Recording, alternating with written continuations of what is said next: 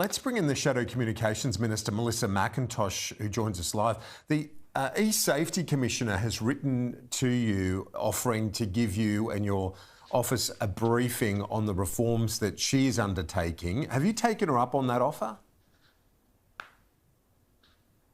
Thanks, Kieran. Yes, I have met with the eSafety Commissioner a couple of weeks ago. I'd been asking for that meeting, and I think the pressure that I've been putting on resulted both in that meeting and the 5-page letter I received.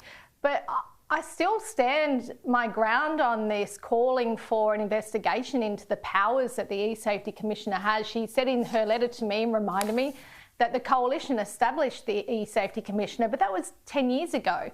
Times have changed. I think it is very reasonable to be looking at those powers and what she can be doing as an unelected official. That's all I'm asking. You know, she has the powers to compel people to use digital ID, which I know so many Australians hate the idea of that, particularly when it comes to verification of age as we approach this December 10 deadline.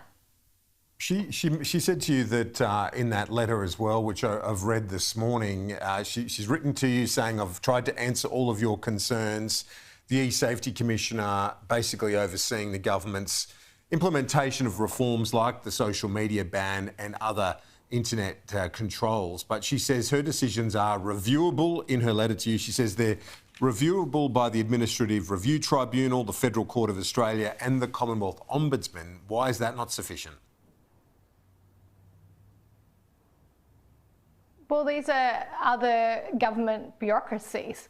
So I am pushing hard on this because I think an independent review is always the best way to go, or at least a Senate inquiry where questions can be asked.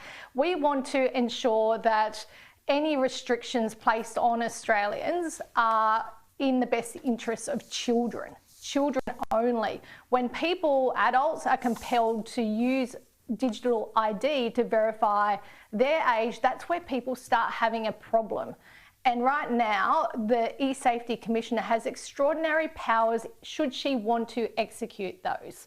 So I think it's fair enough and I get contacted, Kieran, many times a day with people having real concerns about the powers that she does have. Okay.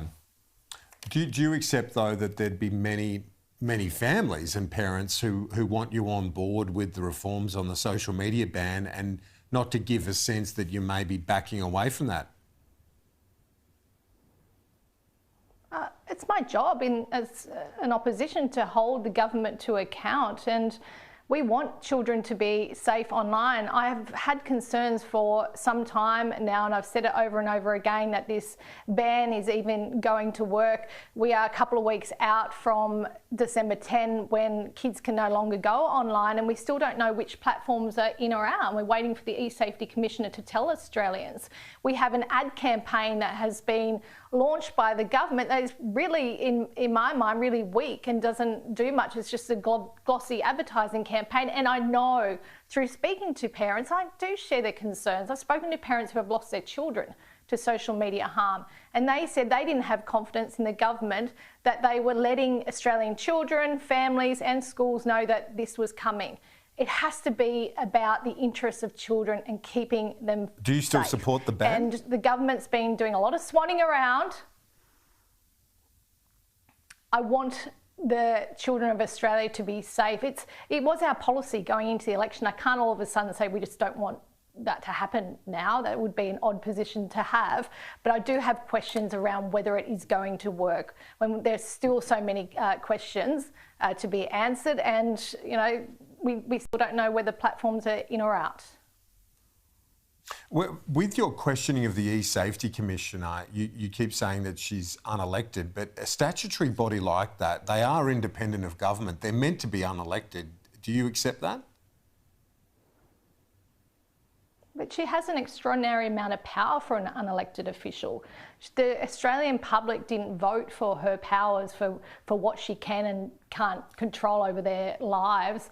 And I know that many adult Australians have concerns about the use of those powers and what control over what they can and can't do. And when it comes to things like having to show digital ID. Whether the eSafety Commissioner decides to use that power or not, well, she has that power and she can use it. So these are all reasonable questions to ask. I'm not saying can the eSafety Commissioner, I'm saying let's have a look at whether her powers in today's world, it was established, it's not personal against her, this position was established 10 years ago, is still fit for purpose and doing the right thing by Australians.